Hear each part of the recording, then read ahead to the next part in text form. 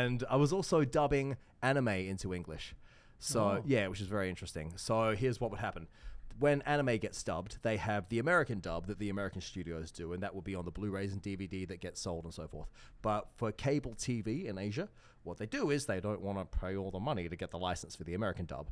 So they get a team of non-famous actors, locals, and they redub it with these new voices, and then that gets distributed on cable TV in Asia. Yeah. So like on cable TV in Asia at the time, like in Hong Kong, you have the choice to watch anime in 3 different languages. So you got original Japanese, you have the local dub, so in Hong Kong that's Cantonese, and then you have the Asian English dub. So we were doing the Asian English dub. So I dubbed a lot of different anime.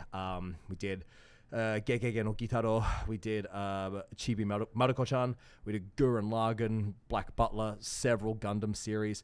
Not just anime, we did live action stuff as well, so several Kamen Riders, we did some Ultraman. We did all these properties, which, you know, now that I'm in Japan, I realized just how much of a big deal these shows really are.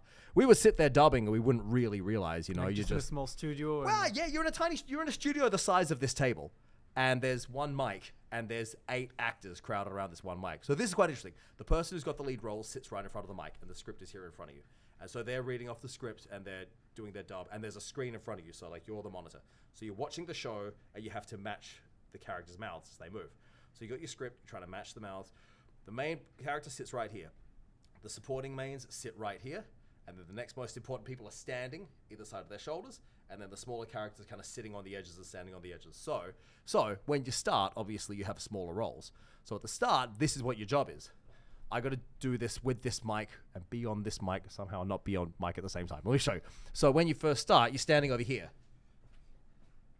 And then, when it's time to talk, you lean in and do your line. And then come back again.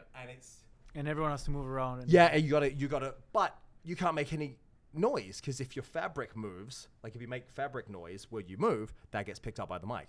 So it has to try and silently move around. And keep in mind, it's 8 people in a tiny booth. There's no oxygen, so everyone starts to yawn or whatnot.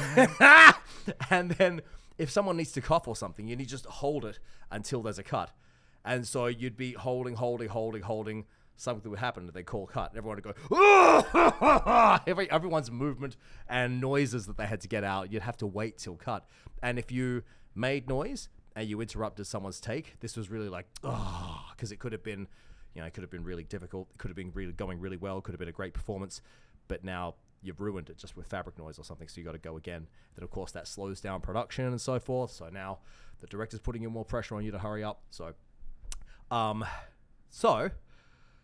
that was, despite those challenges I just told you, that was a highly enjoyable job. I really enjoyed it. I could happily have gone and dubbed anime every day of my life for the rest of my life. It was really a great job.